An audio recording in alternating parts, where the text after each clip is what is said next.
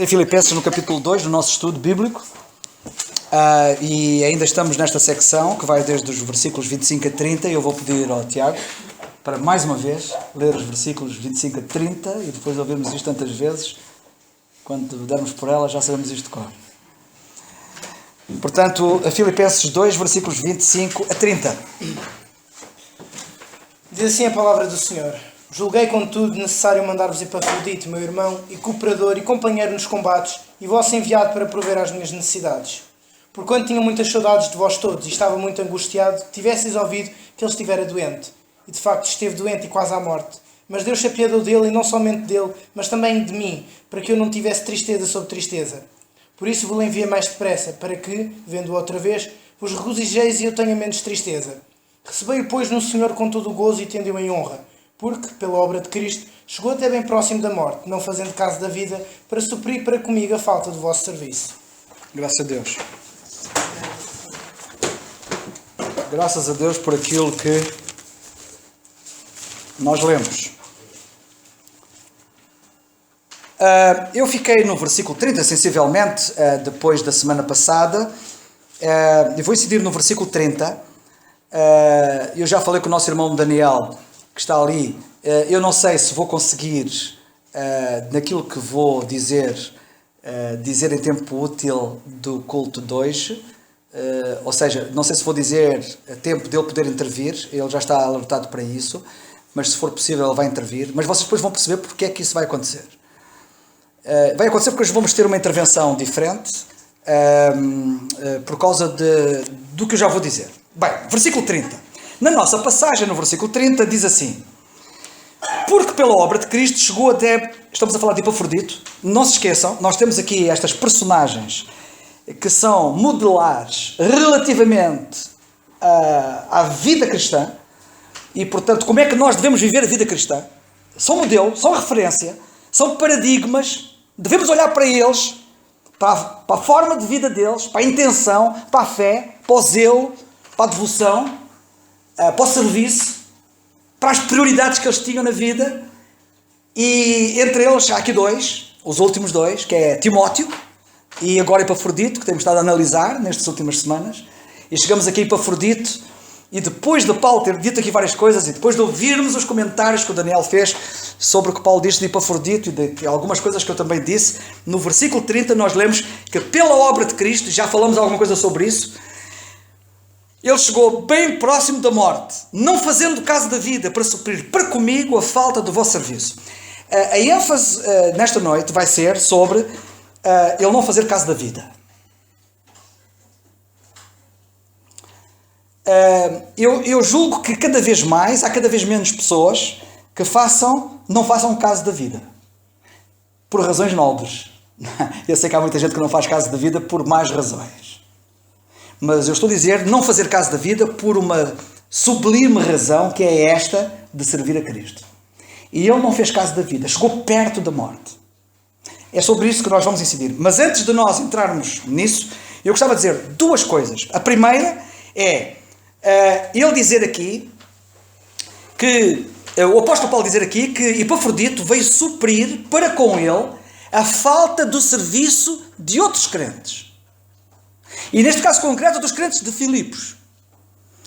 Epafrodito veio suprir a falta de outros crentes, e isto para mim é muito significativo, e isto revela de facto a dimensão e a grandeza desta alma que é Epafrodito.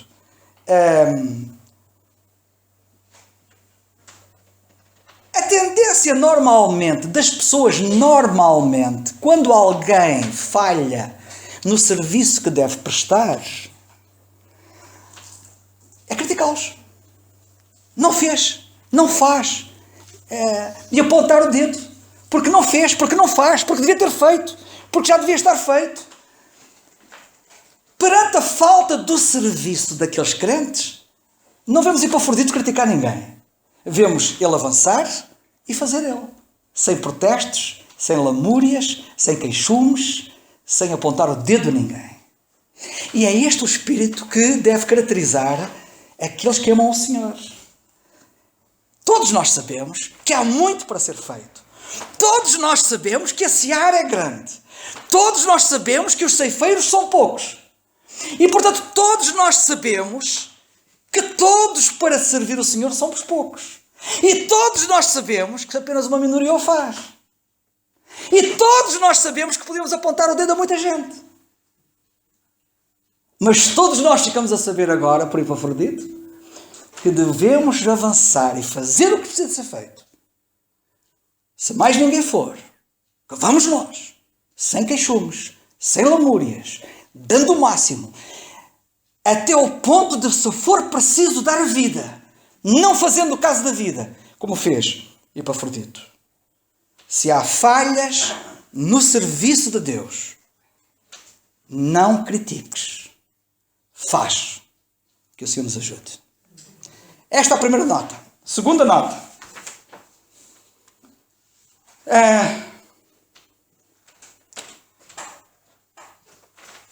Antes da segunda nota, eu vou fazer aqui um preâmbulo. Porquê é que eu vou fazer o que eu não costumo fazer?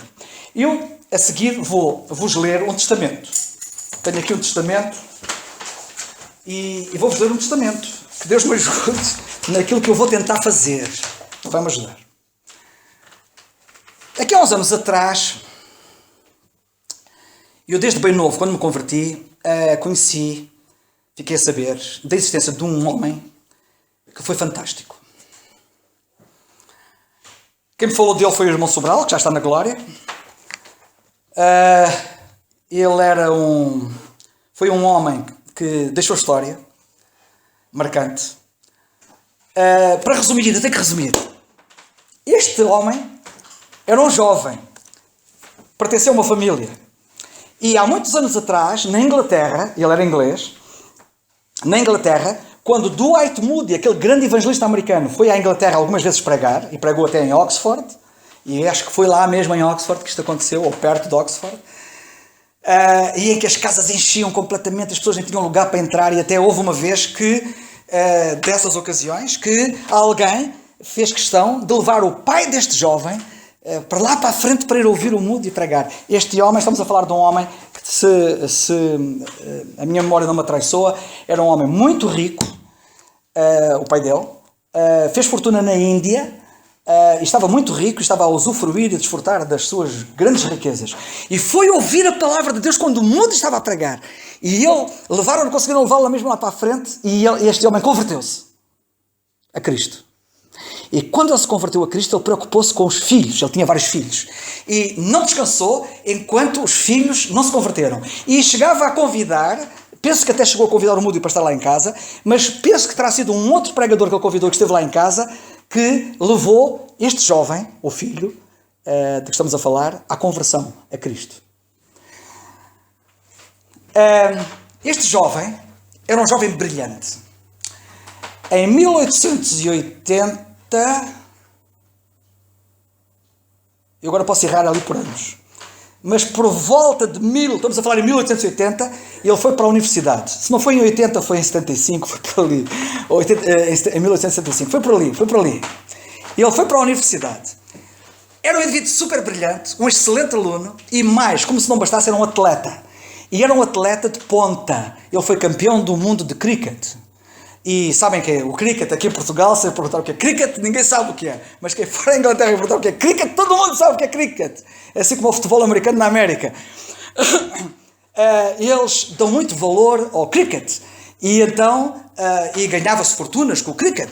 É como quem joga golfe na América, e eles ganham fortunas, os campeões de golfe. No cricket ele era fabuloso, era o número 1, e ganhou muito dinheiro com aquilo, e ele tinha uma perspectiva de vida fabulosa, e é universitário, é rico, é jovem e converte-se.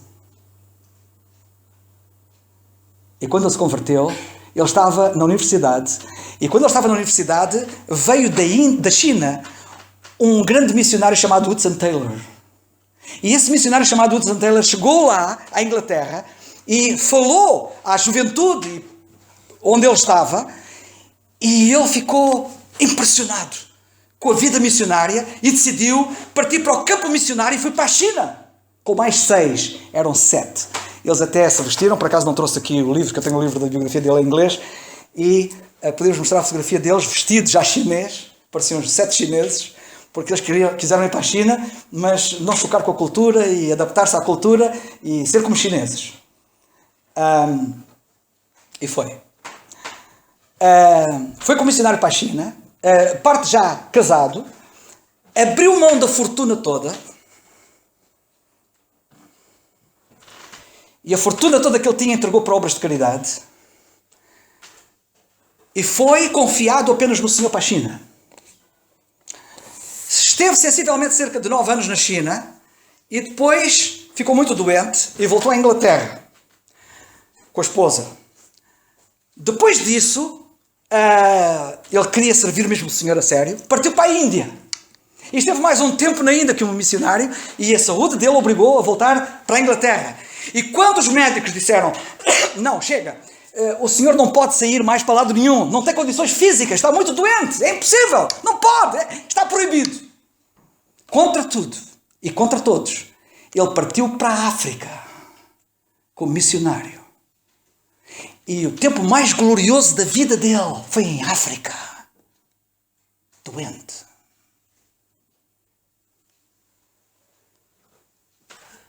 Quero-vos falar deste jovem que depois tornou-se num velho, porque ele morreu velho, que também não fez caso da vida como Epafrodito. Epafroditos não é só Epafrodito.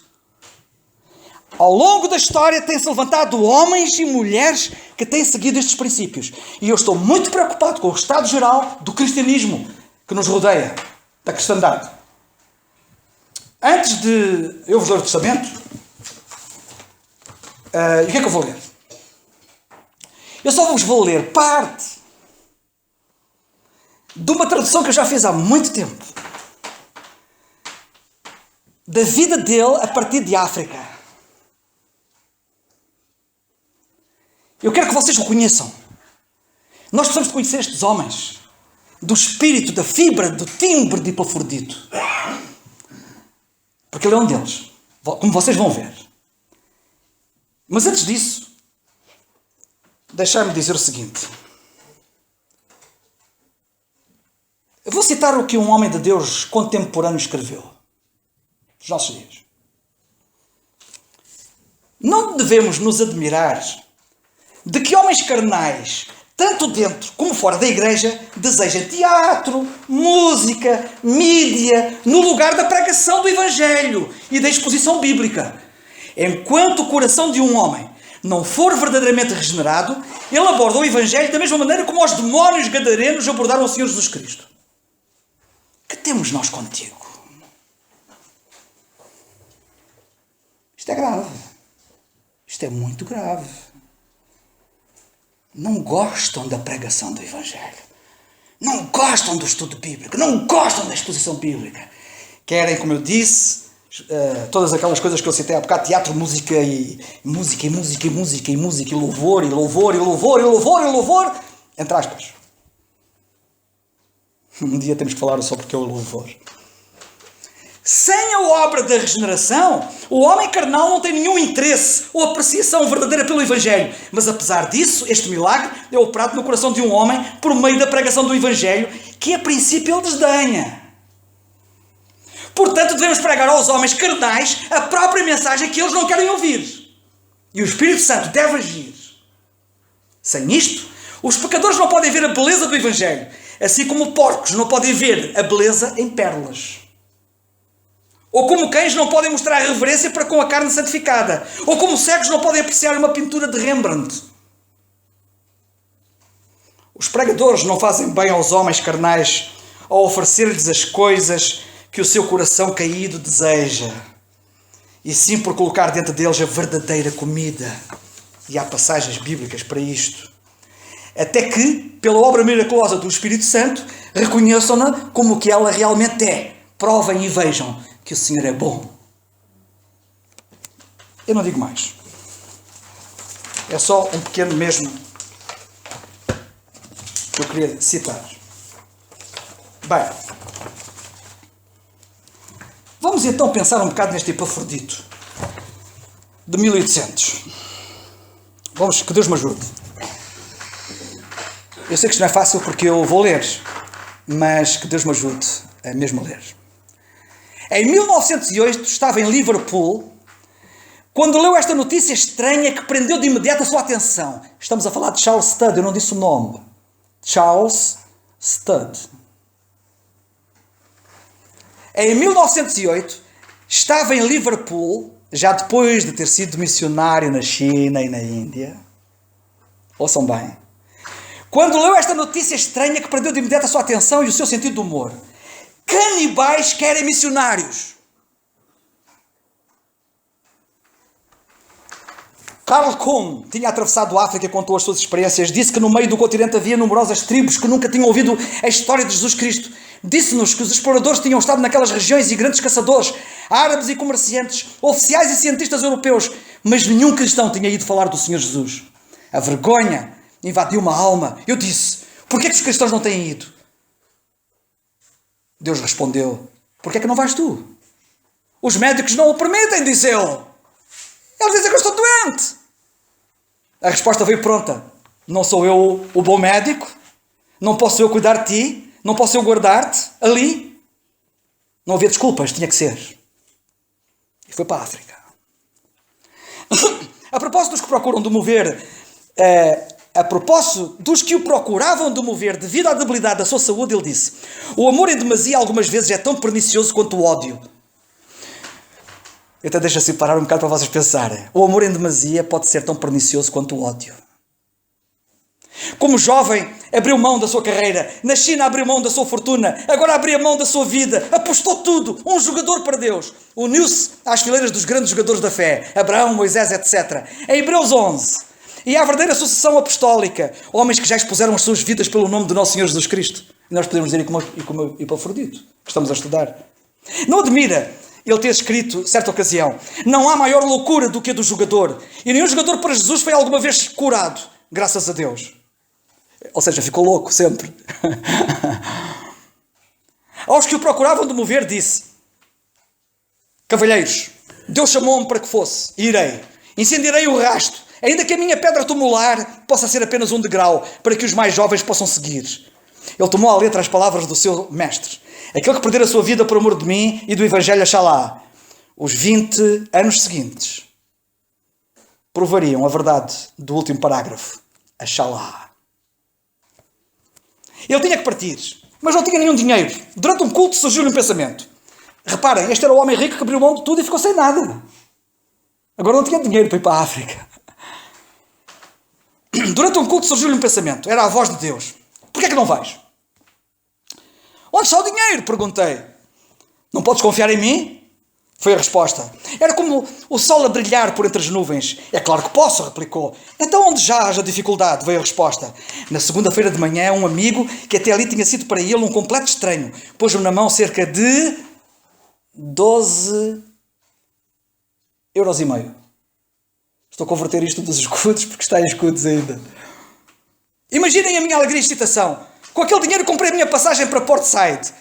É claro que aqueles 12,5 euros não me levariam a Portside, muito menos a Khartoum. Mas Deus enviou-me, supriu umas necessidades de um modo admirável e como resultado fui. Navegou no dia 15 de dezembro de 1910. Teve de pisar o lagar sozinho, pois nem a sua mulher o aprovou. Mas o Senhor estava com ele e encheu a sua alma de glória e de visões da obra que iria ser realizada. Quando deixei Liverpool ao retirar-me para o meu camarote na primeira noite, Deus falou-me de uma forma muito estranha. Ele disse, esta viagem não é apenas para o Sudão, é para todo o mundo não evangelizado. Para a razão humana a coisa era ridícula, mas a fé em Jesus ri-se das impossibilidades. A minha alma está em fogo para realizar a obra de Cristo, escreveu ele a um amigo. Entretanto, escreveu com o coração para animar, confortar e encorajar a mulher. Sem dúvida que estas cartas devem ter ajudado a mostrar-lhe que Deus estava com ele de verdade e a torná-la mais tarde uma ardente cooperadora. Conquistou-a para a obra. 20 de dezembro de 1912. De alguma forma, Deus diz-me, isto é ele a escrever, hein? De alguma forma Deus diz-me que toda a minha vida tem sido uma preparação para os próximos 10 ou mais anos. Tem sido uma disciplina rígida. Oh, que agonia, a asma. O que não tem sido um morrer dia e noite, a fraqueza do corpo, o ser olhado de soslaio, desprezado pelo mundo, a pobreza. E não tenho sido eu tentado? Tentado para parar, para deixar de trabalhar para Cristo? Médicos, amigos, família, crentes. Quem não declarou que eu tentei a Deus por me ter levantado e ido de novo? Mas não, foi Cristo quem me levou. Eu sei disso. E agora a montanha está conquistada. É como a Albuera. Isto é histórico. 600 soldados britânicos imortais permaneceram inconquistáveis no Monte Fatal. Só que este é um pobre verme fraco, uma criatura que Deus escolheu para pôr na fornalha ardente e andar ali com ele, trazendo de novo para fora. E agora? Ah, sim, ele parece estar a derramar saúde e força em mim e um desejo ardente e consumidor para viver para Cristo e para os homens. Glória, glória, glória! É Jesus Supremo. Ele é o meu principal amor e o meu chefe. E agora? Sila, querida, a mulher. Toda esta separação é para o nosso bem. E o que é muito melhor é para a glória de Deus e a honra de Cristo. Creio nisto sem qualquer dúvida. Primeiro, a tua saúde será restaurada. Segundo, tornar-te-ás uma enorme petição para o Senhor Jesus como nunca foste, e um maior poder do que o pobre fraco que eu tenho sido. Terceiro, as nossas raparigas serão guerreiras, cristãs fervorosas, as filhas. E para Deus será toda a glória. Eu penso e penso e penso. E tudo bate sempre no mesmo. Uma nova cruzada. As coisas simplesmente surgem na minha mente e cabeça. E Deus fala-me sempre que amai-no. E assegura-me de que irá fazer uma obra maravilhosa. Querida Sila, lembras-te de Xangai? Estiveram juntos na China. Bem, aqueles dias repetir-se-ão de novo, só que numa escala muito mais magnífica. Oh, esta nova cruzada arde-me o cérebro e o coração. Tem de ser 23 de dezembro. Junta-te a mim nesta cruzada. É o coxo que toma a presa. É quando somos fracos que somos fortes. Temos que chamar os cristãos para a guerra. Estarás à minha mão direita. Serás uma predaria incendiada. Serás o meu incentivo, incendiando-me a fazer coisas maiores. Combateremos enquanto vivermos. E depois Ele dar-nos-á a coroa gloriosa. E tu ostentá-la-ás, não eu. Deus te abençoe, meu amor. Amo-te melhor na tua velhice que alguma vez te amei na tua juventude.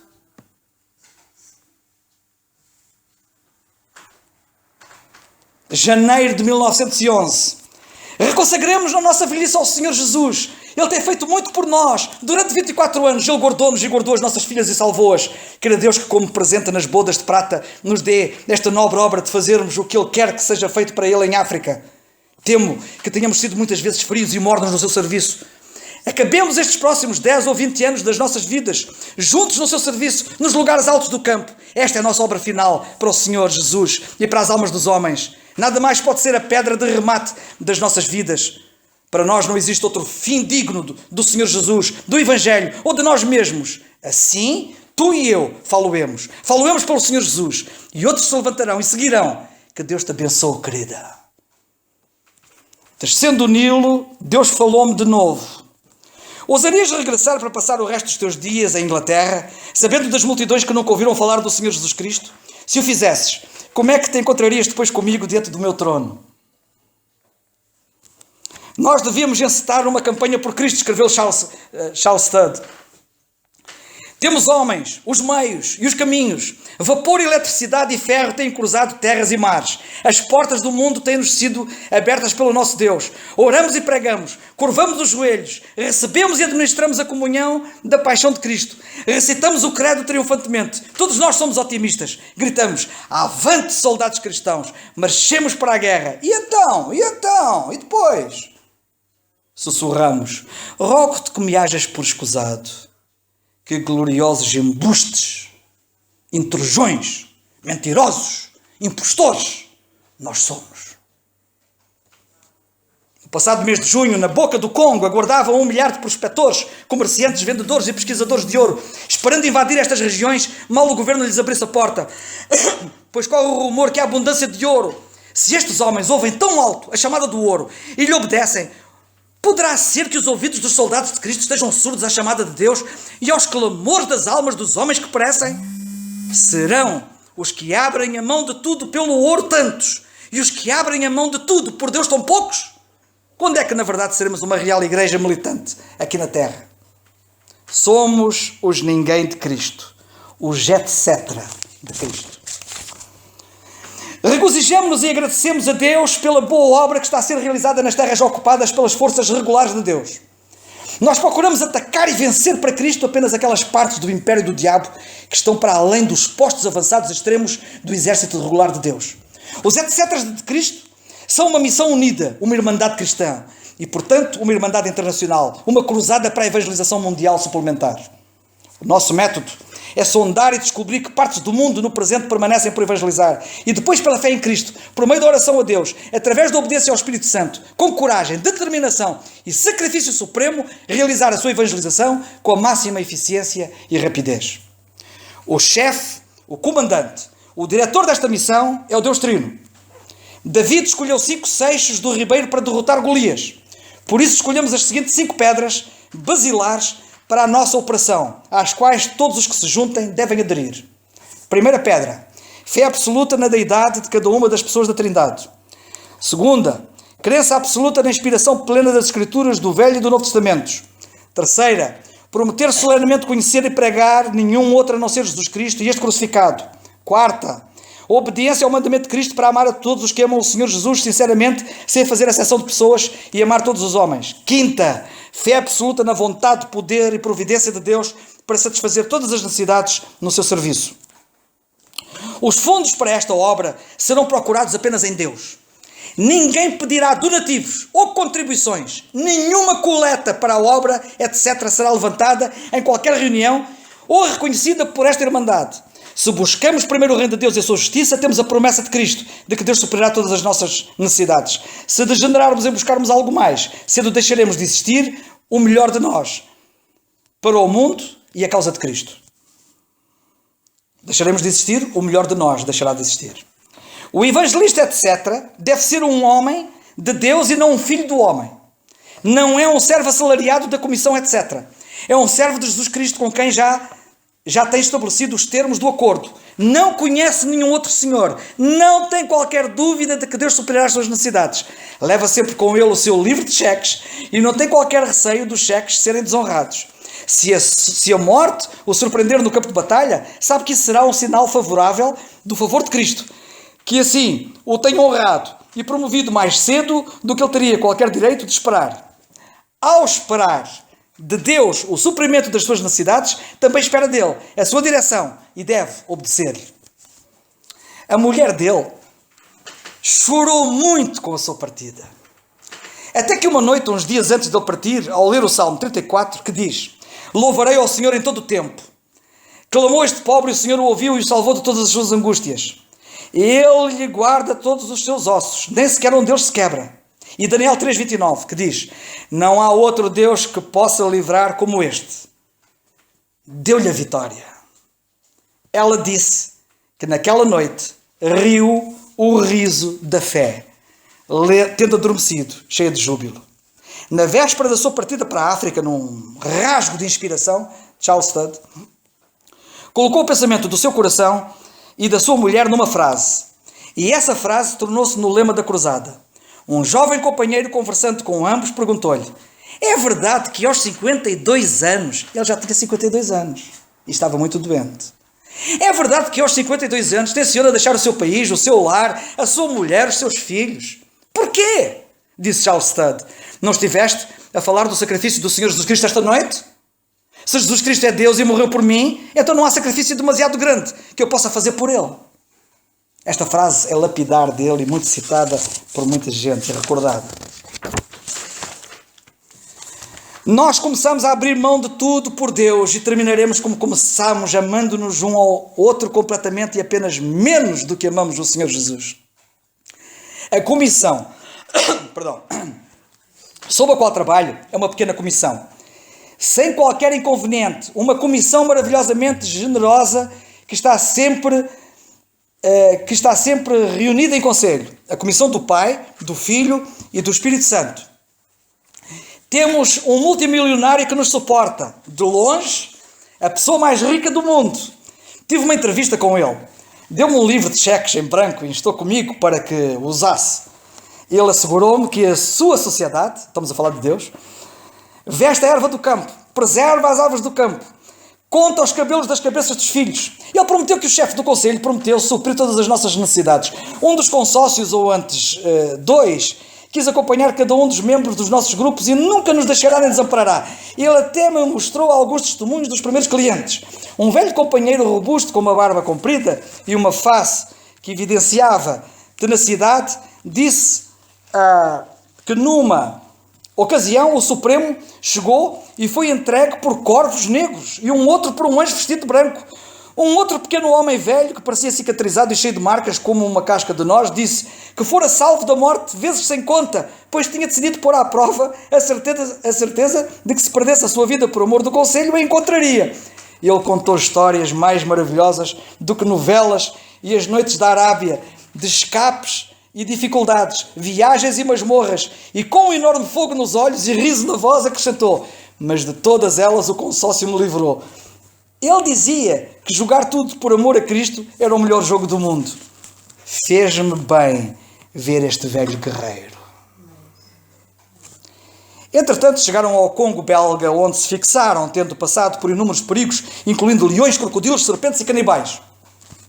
Nós podemos confiar pouco nele, mas nunca em demasia. Podemos confiar pouco em Deus, mas nunca em demasia. Se um homem for fiel para com Deus, está condenado a perder alguns amigos, mas Deus levanta sempre outros e mais verdadeiros para ocuparem os lugares vazios.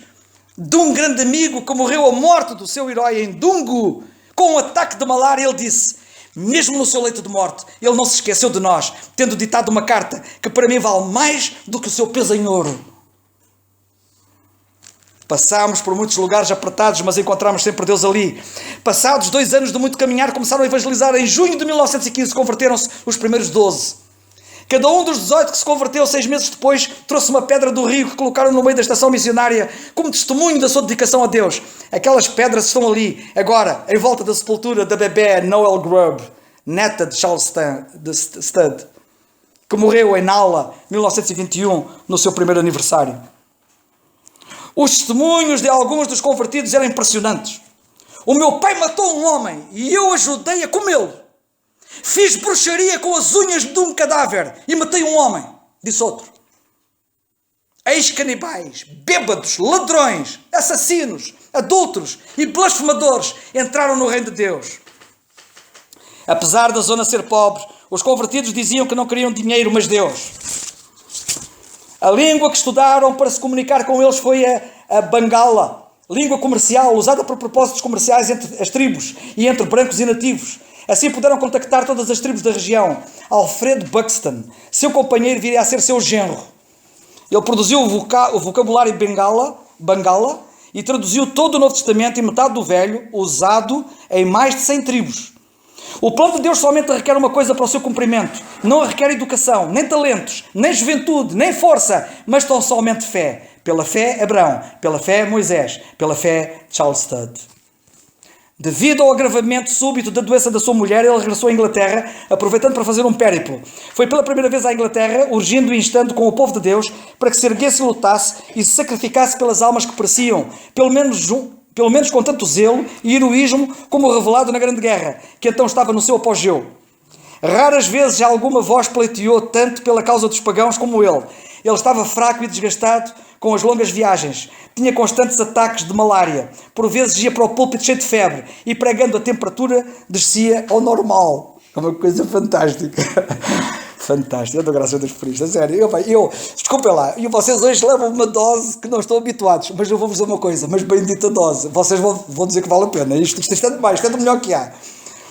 Há mais de 2 vezes tantos oficiais cristãos uniformizados na pátria, entre os 40 milhões de habitantes ingleses evangelizados, do que todo o somatório das forças de Cristo que combatem na frente de batalha entre 1 bilhão e 200 milhões de pagãos, na altura. E os tais ainda se chamam de soldados de Cristo. Interrogo-me como lhes chamarão os anjos. A brigada Salvemos Primeiro a Inglaterra está na sucessão apostólica dos Eu rogo-te que me hajas por escusado.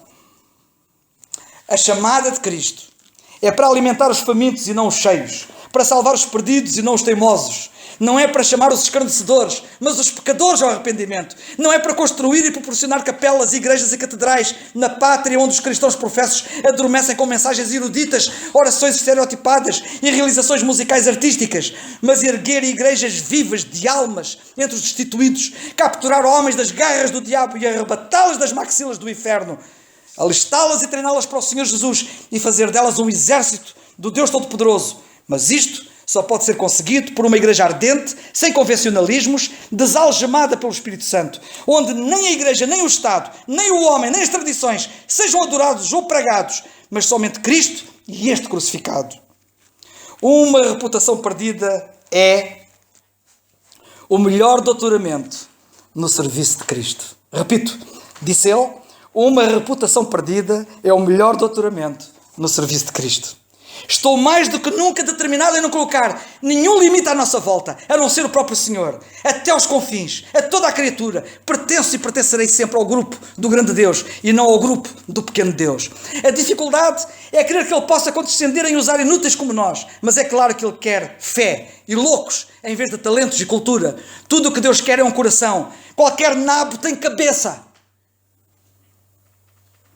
Estando vazios, será ótimo, pois então Ele encher-nos-á com o seu Espírito.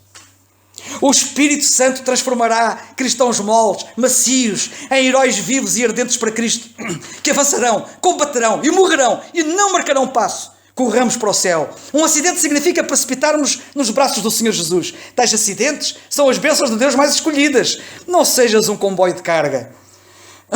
Perdão. Loucos cortariam o diabo. Loucos cortar. Loucos cortariam o diabo, pretendendo eles não o verem. Outros erigem uma tábua sobre o seu suposto sepulcro. Sede sábios, não o corteis, nem o sepulteis, matai-o com a baioneta do evangelismo. Hastear a bandeira é o que devemos fazer. Que bandeira? A bandeira de Cristo. A obra que Ele nos deu a fazer, a evangelização de todos os ainda por evangelizar. Cristo não quer piscos do possível, mas devoradores do impossível. Pela fé na omnipotência, fidelidade e sabedoria do Salvador Todo-Poderoso, o qual deu a ordem. Existe um muro no nosso caminho. Pelo nosso Deus saltá-lo-emos. Há leões e escorpiões na nossa senda. Calcá-los-emos com os nossos pés. Uma montanha barra o nosso progresso. Dizendo, afasta-te e lança-te no mar, continuaremos a marchar. Soldados de Jesus, nunca se rendam, hasteai a bandeira. Os que olham para o Senhor Jesus tornam-se gafanhotos à sua vista, mas gigantes na estima do diabo. Segui-me, diz o Senhor Jesus, eu quero. Replicamos, ainda que alguns se esqueçam que Cristo não se agradou a si mesmo, fez-se deliberadamente pobre para salvar os outros e tornou-se o primeiro missionário estrangeiro. Todos nós oramos para sermos como o Senhor Jesus, no entanto recusamos pagar o preço. Como é que Divas pode ser como o Senhor Jesus? Divas, não sei se sabem quem era. Diz a tradição que Divas era o nome do rico do tempo de Lázaro, quando Lázaro morreu e o rico abriu os olhos no tormento. Dizem que o nome dele era Divas. Mas é o que diz a tradição. Hein? E, portanto, por isso é que ele está a dizer, a citar aqui o Divas. As migalhas dos Divas não são ementa, que se coloca diante da mesa do Rei Jesus. Vocês lembram-se que ele tinha dito que queria das migalhas, lembram-se das migalhas, que iam para o Lázaro. O Lázaro comia das migalhas que ele dava. E se Charles Studd morre? Esta questão louca e frequente deve ter uma resposta. Eis o que o próprio Charles Studd diz. Todos cantaremos aleluia. O mundo terá perdido o seu maior louco e ficará com um louco a menos para o atrapalhar. Mas Deus fará ainda maiores proezas. Não haverá funeral, nem grinaldas, luto ou lágrimas, nem mesmo a marcha fúnebre. Ocorrerão felicitações por toda a parte. E ainda que seja oferecido por liberação sobre o sacrifício e serviço da vossa fé, folgo e me regozijo com todos vós, e vós também. Regozijai-vos e alegrai-vos comigo por isto mesmo. Filipenses, da nossa passagem que temos estado a estudar. A marcha nupcial é especial pedido. O nosso Deus ainda estará vivo e nada mais conta. O primeiro funeral da missão para o coração de África ocorrerá quando Deus morrer. Mas como isso não acontecerá antes do depois da eternidade, que não existe, coragem, nada de desanimar, alegremos-nos todos, avante, todos alinhados atrás dele. Aleluia, o morrer é ganho. Alguns Querem viver ao som do sino da igreja ou da capela? Eu quero trabalhar num posto de salvamento a 1 metro do inferno. Em julho de 1916, estava tudo pronto para o seu regresso à África. Um grupo de 8 estava pronto. Incluía a sua filha, Edith, que se iria casar com Alfred Buxton, que eu já tinha referido. A reunião da despedida foi fixada a 14 de julho. O anúncio do programa dizia: não se esqueçam do dia 14 de julho, todo o dia em oração e louvor, das 10 às 22, em Central Hall, em Westminster. Esta reunião foi o seu adeus à Inglaterra e quase o seu adeus à mulher. A reverência dos nativos crentes era proporcionalmente inversa ao conforto dos seus assentos. Os assentos dos nativos eram muito maus, mas a reverência era tremenda. Se toda a conversão na minha pátria é um milagre, aqui é um milagre 1000 vezes maior. Um indivíduo converter-se à Inglaterra é um milagre, lá é 1000 vezes maior. Durante 4 anos, Alfred Buxton permaneceu no seu posto de dever a despeito das chamadas urgentes para voltar à pátria e casar com a noiva. Numa reunião, debaixo de uma mangueira, deu-lhes os seguintes conselhos. Primeiro, se não desejardes encontrar o diabo ao longo do dia, encontrai o Senhor Jesus ao amanhecer. Segundo, se não queres que o diabo te atinja, atinge-o tu primeiro. E atinge-o com todas as tuas forças, de tal modo que ele fique coxo e não consiga voltar atrás para voltar a atingir-te. Prega a palavra. É a vara que o diabo teme e odeia. Terceiro, se não queres cair, anda. E anda direito e depressa. Quarto, 3 dos cães do diabo com que ele caça são cabeça inchada, preguiça e cobiça. Cuidado. Há muitos com cabeça inchada, muitos com preguiça e muitos com cobiça. Após a reunião, apressaram-se a perguntar: até quando permaneceremos fora? Eu repliquei: se estiver descansados, voltei ao fim de 1 mês. Se não, voltei ao fim de 2. Se puderes ficar 3 meses, será muito bom. Oh não, disse um, eu não voltarei senão após 1 ano. Outro disse: não me voltareis a ver senão passados 18 meses. E saíram a cantar: eu amo a Jesus Cristo, Jesus ama-me e no mundo nada mais interessa, estou possuído de gozo abundante. O primeiro convertido, em Nala, dizia: não há nada exterior que possa tirar o gozo interior. Fantástico. E nós sabemos que é assim. Um dia, um orou assim, baralhado. Obrigado, obrigado, Pai Celestial, muito obrigado. Mataste o meu pai e a minha mãe. Muitas, muitas graças. Também me deste a salvação e me lavaste os meus pecados e mudaste o meu coração. Obrigado, muito obrigado. Pai Celestial, e agora? Quero que convertas a minha mulher. E se eu tenho uma mulher, quero que tu lhe laves os pecados e mudes o coração. E se eu tenho 2 mulheres, desejo que faças o mesmo a ambas. Obrigado, muito obrigado, Pai Celestial. Amém. Quando um dia ele manifestou o desejo de ser recebido em comunhão na igreja, Alfred perguntou-lhe: mas, Bondo, e as tuas 2 mulheres? Oh, está tudo certo, disse ele. Eu tenho que ter a salvação e realmente só quero uma mulher. E penso que é melhor ir para o céu que ter 2 mulheres. Sim, penso que é melhor ir para o céu do que ter 3 mulheres. Assim, por favor, escrevam o meu nome.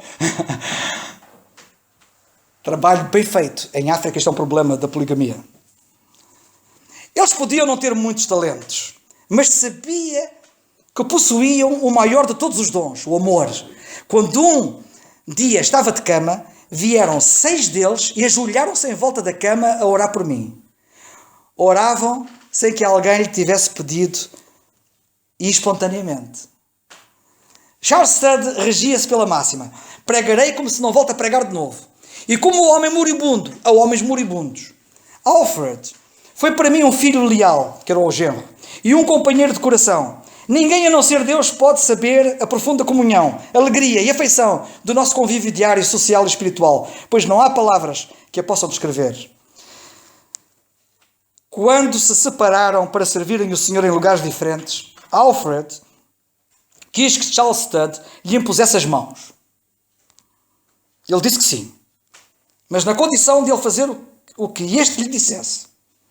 Fê-lo assentar na sua cadeira e o testemunho do que seguiu, contado por Alfred, é impressionante.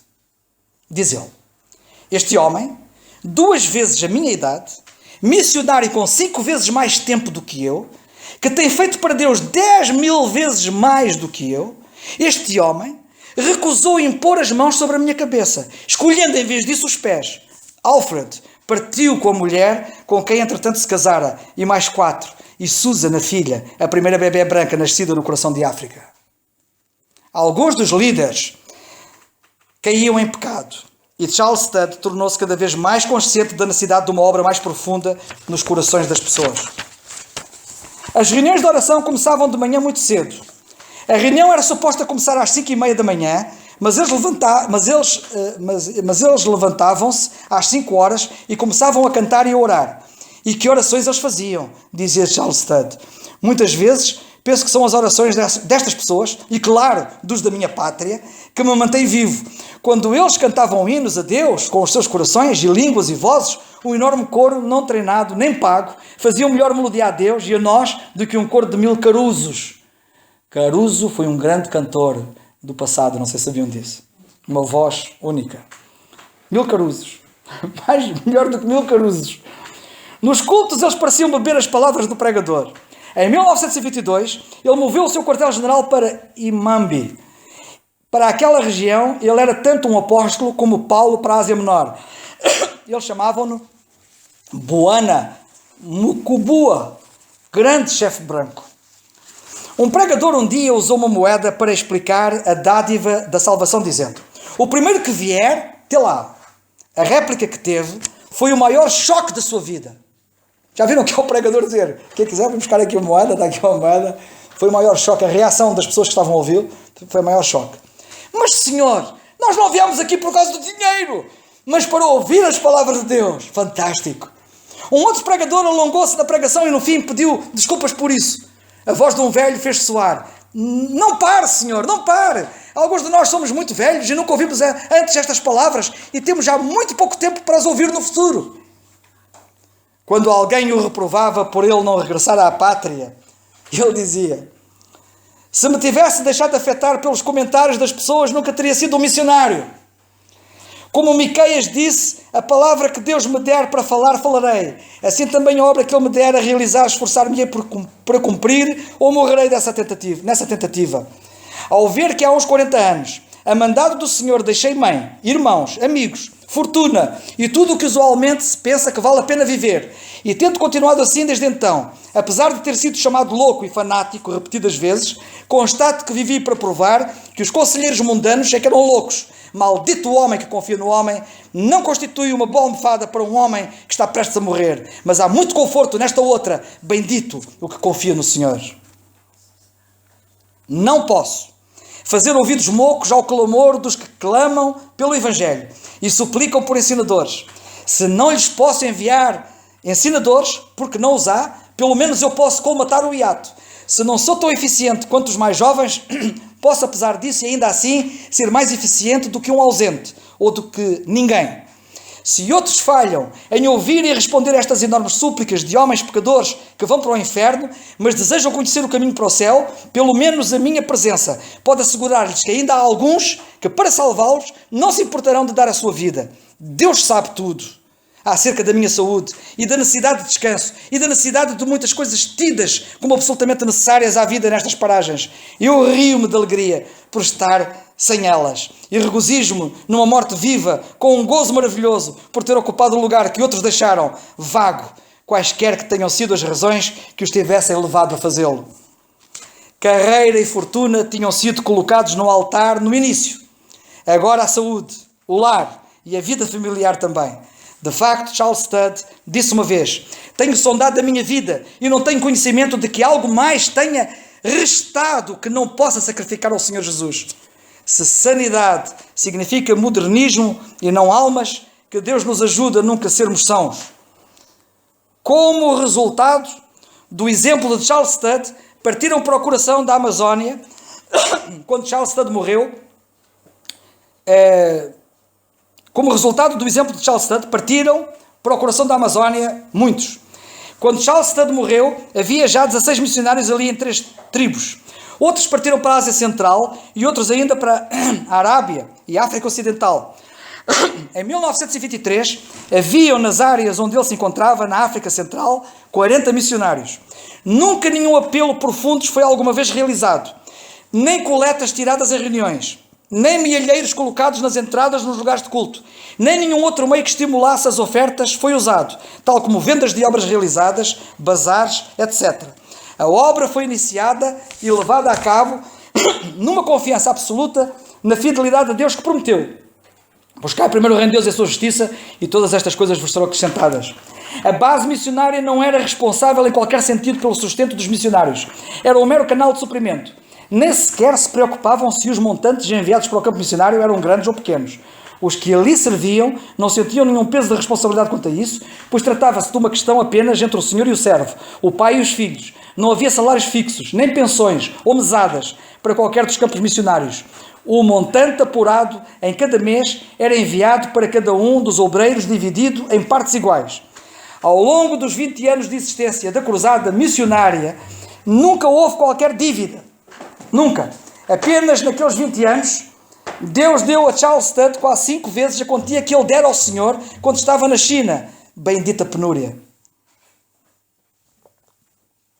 Na China, anos antes, Booth Tucker tinha escrito a Charles Studd: lembra-te que o ganhar almas é uma obra comparativamente fácil e não é tão importante como a transformação de salvos em santos, soldados e salvadores.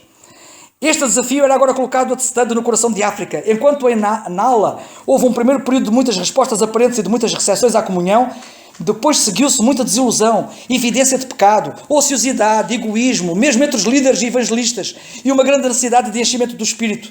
Desde o princípio que ele não estava satisfeito com uma obra de pouca profundidade. Ele aprendera a lição na China, quando visitou as estações missionárias de grande reputação e descobriu, depois de uma inspeção mais atenta, a pouca evidência de uma obra divina profunda. Pelas Escrituras, ele denunciou a fé que não produzia obras como uma fé espúria, falsa.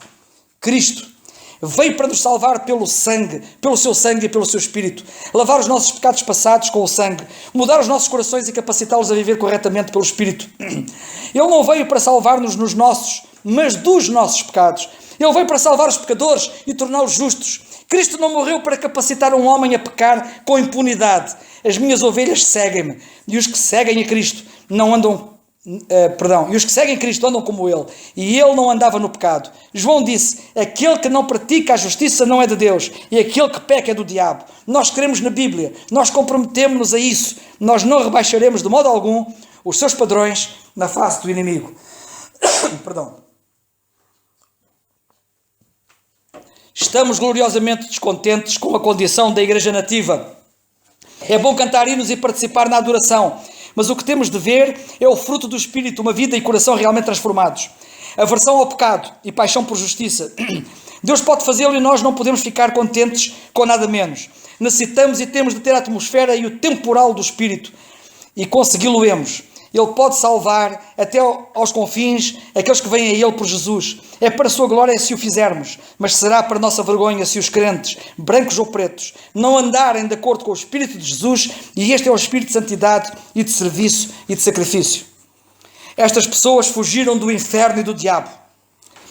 As pessoas que se convertiam lá abriram mão da feitiçaria e da bruxaria, que não foi coisa de pequena monta. Alcançaram o Mar Vermelho, têm cantado hinos de alegria, chegaram ao deserto. Agora as tentações e a cruz começaram a surgir, seguidas as murmurações. Vários sinais começaram a tornar-se aparentes. Um dos piores sinais é o da preguiça. Sentar numa cadeira e conversar é o desejo de toda a gente. Trabalhar é loucura. Sabedoria é deixar os outros fazerem toda a obra. O cristianismo, assimilado por estas pessoas, não corrigiu isto. Se puderem, todos se esquivam. Depois, também o seu cristianismo não tem produzido amor. Onde está o seu amor para com Deus? Cantam-no, talvez falem dele, mas quando chega o momento de se sacrificarem por Deus ou de trabalharem para Ele, o amor deles esvai-se. Depois, há a terrível ausência do temor de Deus. O temor de Deus odeia o mal e o amor de Deus ama a justiça. A ideia geral parece ser que, visto estarem lavados no sangue do Cordeiro e irem para o céu, não interessa se mentem, ou enganam, ou furtam e cometem adultério ou prostituição. Tremenda a obra que este homem fez. É uma coisa, eu digo-vos uma coisa, isto é impressionante. Isto é o que a gente precisa de ouvir agora, Pensem no poder necessário para salvar uma pessoa num tal ambiente. De facto, vivemos a 1 centímetro do inferno e os seus fumos envolvem-nos noite e dia. E perante isto, vamos ficar abatidos? Aleluia, não! Glória seja dada a Deus. Sabemos que venceremos pelo sangue do Cordeiro e pelo poder do Espírito Santo e com a ajuda das vossas orações. Na estação missionária houve alguns que se opuseram à forte ênfase que Charles Studd fez sobre a necessidade absoluta da santidade prática nas vidas de todos os verdadeiros crentes. Houve também alguns que realmente não quiseram os padrões da simples fé e sacrifício supremo sobre que foi fundada a missão, que significava viver em casas construídas pelos nativos. Alimentação modesta. Notem bem, ele estava lá numa casa construída pelos nativos, não era nenhum palácio. Alimentação modesta, ausência de feriados, ausência de recreios, absorção completa na tarefa de salvar os pagãos. Houve uma oposição submarina à liderança da obra por parte de Charles Studd, que acabou por ter de ser obrigado a mandar embora 2 dos obreiros na missão e outros a renunciarem. Temo muito que o ruído e espuma substituam o fogo divino entre nós. Vejo que há uma enorme necessidade de solidez entre muitos. Noto que há conversa em demasia e tempo demais gasto com a comida, mais do que deveria ser. Noto também, muitas vezes, que o fundamento original do sacrifício supremo é substituído pela gratificação do ego. Precisamos de ser intensos e a nossa intensidade tem que aumentar. Temos que estar sempre na crista da onda e tudo mais, pois em nosso derredor tudo está mergulhado no mar do pecado. Que diferença faz o amor? O Salvador sabia disso e por isso ordenou: não nos poderemos amar a todos aqui, negaremos o Senhor suspeitando-nos indignamente uns dos outros. A suspeita subtrai, a fé acrescenta e o amor multiplica. Abençoa 2 vezes ao que recebe e ao que dá. Que seja esta a nossa regra. Então não haverá regras, pois a regra do amor mantém automaticamente operacionais todas as outras regras. Ele fez dos seus ministros uma labareda de fogo. Não labaredas, mas labareda, pois são e devem ser uma bendita unidade. Ou o Senhor não abençoará como poderia e desejaria. A bênção veio uma noite de 1925. Nessa noite nasceu uma nova missão, ou antes, a missão original renasceu. Deus começou a levantar uma nova geração de inconquistáveis. Será que Deus nos dará, como deu aos de Hebreus 11? Sim. Quais são as condições? As mesmas de sempre. Vende tudo. O preço de Deus é um só. Não há desconto. Ele dá tudo aos que dão tudo. Tudo, tudo, tudo. Morte a tudo. O mundo, a toda a carne, ao diabo. E talvez ao pior inimigo de todos, tu mesmo. Buana, que era como eles o chamavam, ergueu-se e disse: é disto que necessito, é isto que quero. Ó Senhor, de hora avante não estou preocupado com como possa acontecer. Vida ou morte, sim, ou até inferno, desde que o meu Senhor Jesus Cristo seja glorificado. Um após outro, todos os presentes se levantaram e fizeram o mesmo voto. Não estou preocupado com como possa acontecer. Alegria ou lágrimas, saúde ou dor, vida ou morte, desde que o meu Senhor Jesus Cristo seja glorificado. Os livros fecharam-se, as cabeças curvaram-se. Uma vez mais em oração silenciosa e todos se levantaram e dispersaram. Mas naquela noite, um novo grupo deixou a choupana, não sendo mais o grupo que era 2 horas antes. Havia riso nas suas faces e brilho flamejante nos seus olhos. Uma alegria e amor indizíveis, pois cada um tinha se convertido num soldado, num devoto até à morte, para a glória do Rei Jesus, seu Salvador, que tinha morrido por eles. A alegria da batalha possuía-os, a alegria que Pedro descreveu como inefável. Muitos votos de consagração tinham sido feitos no passado, mas este era algo muito mais profundo. Eles estavam dispostos a morrer, apesar de nunca terem visto a vitória. Os homens de fé de Hebreus 11 morreram sem terem recebido as promessas, não aceitando o seu livramento. E aqueles que fizeram este voto tinham agora prometido solenemente regozijarem-se em Deus e proclamarem os seus louvores, não meramente quando as coisas iam bem, mas na fome, no insulto, no aparente fracasso, na morte, no cumprimento da sua comissão em pregar o Evangelho aos pagãos. Tinham-se tornado inconquistáveis, pois aqueles que têm morrido em espírito já, por sua própria escolha, estão para além de ser movidos por ameaças e assaltos do diabo, vivendo já uma vida ressurreta e ascendida, usando todas as tentações ou assaltos do diabo como mais fuel ou combustível para as chamas da fé, louvor e amor. A bênção estendeu-se à estação missionária mais remota. A unidade, amor, alegria no sacrifício e zelo pelas almas tornaram-se admiráveis no coração de África. Nem um murmúrio se ouvia, conquanto baixas pudessem ser as reservas financeiras, mas apenas expressões de louvor e de confiança em Deus. Casais colocavam a sua obra diante dos seus lares. Um jovem casal recém-casado poucos dias após o seu casamento, ofereceu-se para estarem separados em diferentes estações missionárias, devido à escassez de obreiros. Mulheres solteiras evangelizavam aldeias, onde havia falta de homens. Num só distrito, o pior canibalismo da região foi conduzido a Cristo por uma única mulher missionária que visitou a aldeia. Um crente foi agredido por testemunhar e, em vez de se julgar maltratado, ergueu-se para dar um aperto de mão ao chefe por este lhe ter dado a honra de sofrer pelo Senhor Jesus. Devido a isso, foi de novo agredido, tendo ficado desta vez de joelhos enquanto orava pelo chefe. Foi lançado na prisão, mas dentro de algumas horas, um enorme grupo de crentes veio ao chefe, pedindo-lhe que lhes desse a honra de também serem presos pelo Senhor Jesus, juntamente com o seu irmão. Ultimamente, desde a morte de Boana, 47 nativos passaram uma noite inteira em oração, dizendo que antes tinham dançado noites inteiras para o diabo e que agora tinham muito prazer em orar a noite inteira para Deus. E assim a lista poderia ser estendida. Os últimos 5 anos de vida de Boana foram empregos numa forma cada vez mais crescente a salvar as almas e a conduzi-las ao enchimento do Espírito Santo, incitando-os a combaterem pelo Senhor Jesus. Parece haver apenas um versículo que caracterize aqueles anos. O zelo da tua casa me devorou. As coisas que normalmente ocupam um largo espaço na vida humana eram reduzidas ao mínimo absoluto ou completamente ignoradas. Comida, apenas um prato cheio a horas incertas. Sono, apenas 4 horas em 24. Feriados, nem um único em 13 anos. Conforto, um pouco mais abaixo será descrita a sua casa, entre aspas, se pode chamar aquilo casa. Vestuário, um casaco e uma camisa de caqui, calções e meias, tanto aos domingos como dias de semana. Livros, praticamente apenas a Bíblia. E Bambi será sempre conhecida como a casa de Boana no coração de África. Ele vivia numa palhota circular em que as paredes eram feitas de bambu e lama seca. No livro da biografia, de onde traduzi esta parte, porque há outra parte que eu não traduzi, no livro da biografia está a fotografia do palácio que era a casa dele antes de abrir mão de tudo para servir o Senhor. E depois é visto ele junto à palhota onde ele viveu, já nos anos de velhice dele. Ele vivia numa palhota circular em que as paredes eram feitas de bambu e lama seca. Havia nela cerca de 7 ou 8 mantas de caqui. A sua almofada era feita de lona. Ao pé da cama tinha uma mesa improvisada que estava cheia de medicamentos, papel, leite, tesoura, lápis, etc. Era seu costume usar uma Bíblia nova todos os anos, a fim de nunca usar as velhas notas e comentários. E para partir para a escritura sempre com uma nova frescura. Gosto disto. O seu quarto, sala de jantar, aliás, eu gosto de tudo, não é só disto. O seu quarto, sala de jantar e sala de estar era uma divisão única. Quantas reuniões se realizaram ao pé daquela cama? Quantas conversas bem noturnas e bem matutinas se fizeram ali com missionários e nativos que dali saíam para viver uma nova vida para Deus? Aos pés da cama havia uma pequena lareira de barro. Havia ali um rapaz. Havia lá um rapaz. O seu rapaz, que durante anos o assistiu com a devoção de uma mulher. Tinha uma perna hirta, pelo que o chamavam de o perna única.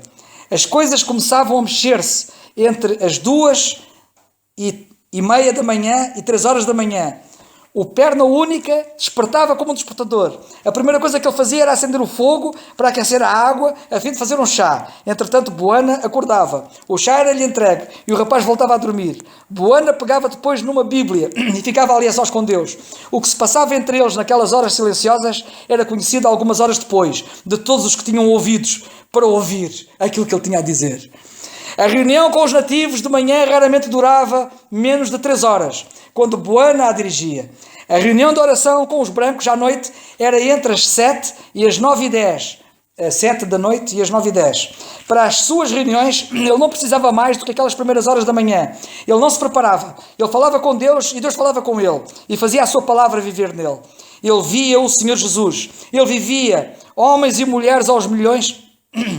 Ele via homens e mulheres aos milhões a caminharem para o inferno. Quanto à preparação, ele dizia que tudo o que uma pessoa precisava era ficar a sós com Deus e ficar tão incandescente que a língua se tornasse numa brasa viva para falar do Evangelho. Normalmente as reuniões começavam com uma hora a cantar hinos, que eles muito gostavam, acompanhando Boana com o seu banjo. Quase todos os hinos, cerca de 200, tinham sido escritos por ele. Quando pregava, começava bastante calmo no início, falando do que tinha lido, revestindo a parábola ou a história bíblica com roupagem nativa, as pessoas vestidas de peles, o pão tornava-se banana, os camelos tornavam-se elefantes, a neve tornava-se cal. Ele falava normalmente 1h15, 1h30 e até mesmo 2 horas. As reuniões terminavam com todos a dizerem uníssono: Deus é grande, Jesus vem cedo, aleluia. A última reunião em que vi Boana foi numa destas, em 1931. A igreja era um grupo de cerca de 1000 adultos, 600 homens e 400 mulheres, declarando-se todos rendidos a Cristo. Perdão. Nunca me esquecerei a alegria radiante naquele mar de faces. Stud tinha uma série de problemas com os seus dentes, ou os poucos que lhe restavam. Um dos missionários sugeriu-lhe que fosse à Inglaterra tratar da boca, ao que ele respondeu que se fosse da vontade de Deus que a sua boca fosse arranjada, ele enviar-lhe os dentes. Talvez nos riamos disto, mas Deus atendeu e enviou-lhe os dentes. Ouçam bem isto. Alguns meses depois, um dentista em Inglaterra decidiu ir ter com Charles Stud, mesmo contra a vontade do Comitê Missionário em Inglaterra, por achar que ele possuía 10 anos a mais da idade limite recomendável para ser missionário. Esse dentista chamava-se Buck. Ao chegar, extraiu os dentes que restavam a Boana. Ele disse que a primeira coisa que Deus o mandou fazer ao chegar foi arranjar dentes a Stud. Notemos que Deus enviou este dentista para arranjar a boca do seu servo, que não podia regressar à Inglaterra. Imaginemos agora a cena num domingo, quando Boana começou o culto com os seus dentes novos. No entanto, durante a oração, ele removeu-os. Após a oração, o rosto dos nativos era de espanto e de consternação. Quem teria extraído os dentes a Boana enquanto ele orava? A partir daí, onde quer que ele surgia, os nativos observavam-no para se certificarem se era o velho ou o novo Boana. Apesar dos novos dentes o capacitarem a comer melhor, era óbvio que ele enfraquecia a olhos vistos. Por vezes tinha severos ataques de febre e sofria de contínuo sofrimento de má digestão. Apesar da sua fraqueza física, ele achava que não podia deixar as multidões em redor de Bambi sem a palavra de Deus. Na província do Well já havia uma considerável tradução feita para a língua bangala, mas na província de Ituri, onde a língua usada era o Kingwana, ainda não havia nada. A despeito da enorme quantidade de trabalho que ele estava já a fazer, ele determinou também traduzir o Novo Testamento para Kingwana. Tratou-se de uma proeza intelectual maravilhosa para um homem já de 70 anos. Ele trabalhou noite e dia. Os meus dias, escreveu ele, são em geral de 18 horas e sem refeições, exceto algumas coisas que engulo enquanto escrevo. Enquanto ele traduzia, Harrison datilografava. Ele acabou a obra e mais tarde também traduziu salmos e extratos de provérbios à custa das suas forças restantes. Ataques do coração sucediam-se uns aos outros. Em 1928 esteve tão doente durante uma semana que pensou não poder continuar a viver. No entanto, ele recuperou gradualmente, mas estava tão fraco que não podia se erguer da cama e trabalhar, e muito menos tomar reuniões, sem a ajuda de morfina. A ambição e oração de Stud era morrer a morte de um soldado no campo da batalha e não ser cuidado pelos seus co-obreiros durante meses ou anos como um inválido. Quando ele deixou a China, era um museu de doenças e nunca mais se libertou desse quadro clínico. Deus deu-lhe a ver os dois grandes desejos do seu coração: a unidade entre os missionários e as evidências manifestas do Espírito Santo a operar entre os nativos. Provavelmente os tempos que perdurarão mais na memória como Boana serão as reuniões em Bambi. Mais do que tudo, eles mantiveram a missão no verdadeiro fundamento de toda a obra espiritual, a Bíblia e a oração. Não havia limites de tempo, mas ele simplesmente abria a Bíblia, lia 2 ou 3 capítulos e depois falava. As epístolas eram os seus livros favoritos. 1 hora, 2 horas, em dias de conferência, iam até depois da meia-noite. Noite após noite, era sempre o mesmo. Os corações ardiam quando se encontravam com o Senhor Jesus. A maior de todas as lições que se aprendeu foi que os obreiros querem poder e bênção contínua. Perdão, eu vou ler outra vez. A maior de todas as lições que se aprendeu foi que se os obreiros querem poder e bênção contínua, têm que dar tempo para se reunirem diariamente, não por um curto período de tempo, numa reunião formal, mas durante o tempo suficiente para que Deus fale através da sua palavra, para enfrentarem juntos os desafios da obra, tratarem de algo que se levante para impedir a unidade e depois apresentarem-se diante de Deus em oração e fé. Só este é o segredo da vitória da guerra espiritual. Nenhuma quantidade de trabalho árduo ou pregação fervorosa se pode constituir substituto. Os nativos estavam tão ávidos de o ver e ouvir que viriam 2.000 onde ordinariamente estariam 1.000. Em 1929, ele teve conhecimento da partida para a glória da sua mulher enquanto visitava a Espanha. No ano anterior, ele tinha-lhe feito uma visita de avião só por uma noite. Uns 2.000 nativos crentes reuniram-se para a verem. Eles costumavam dizer que a mulher do seu Buana estava no seu país natal, tão ocupada com os homens e mulheres brancos, falando-lhes do Senhor Jesus Cristo que não podia vir. Mas eles viram-na na carne e realizaram que de facto havia uma tal pessoa como Mamã Buana. Foi então que compreenderam como nunca, de uma forma que não há palavras que expressem, o preço que Buana e a sua mulher pagaram para lhes trazer a salvação. A despedida foi muito difícil e a senhora Studd não queria partir, mas o calor ali era-lhe difícil de suportar e a obra requeria a Inglaterra. Eles despediram-se na sua casa de bambu, sabendo que seria a última vez que se encontrariam na face da terra. Em 1930, Studd foi feito cavaleiro da Ordem Real de Leão pelo rei dos belgas, devido aos seus serviços no Congo. Poucos meses antes de morrer, teve um vislumbre do pico da ambição missionária, a igreja nativa ter visão missionária e enviar pioneiros para as regiões além. A própria igreja lá tornou-se missionária, enviando missionários. De todos os crentes nativos, não houve nenhum que ele amasse tanto como o canibal convertido, Adzangwe. Um canibal convertido, Adzangwe. Não sei se é assim que se diz, mas deve ser mais ou menos. No domingo da semana da sua morte, conduziu uma reunião durante 5 horas. No leito da sua morte, todos os que o rodeavam só ouviam dizer Aleluia, Aleluia. A sua última carta escrita a missionários terminava com Aleluia. A última palavra que ele proferiu nesta vida foi Aleluia. Quando Studd partiu para a África com Alfred Buxton, ele alcunhou-se a si mesmo e a Buxton como o burro de Balaão e a pomba de Noé, respectivamente. Já dissemos como Studd e a mulher confiaram deliberadamente as suas vidas e as das suas filhas a Deus, e como ele guardara as suas 4 filhas. Ele, Deus.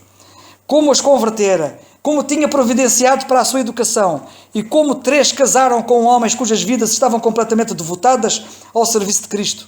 O marido da mais velha tinha sido um brilhante soldado, comandando um regimento, tendo recebido uma série de condecorações na guerra, mas nunca se rendera a Cristo. Era o único, o marido de uma das filhas. Ele e a mulher vieram da Rodésia, agora Zimbábue, ao pé de Moçambique, onde eu nasci, onde viviam 2 anos antes da morte de Studd, e viveram temporariamente na casa que dava apoio aos missionários em África, em Norwood, Inglaterra.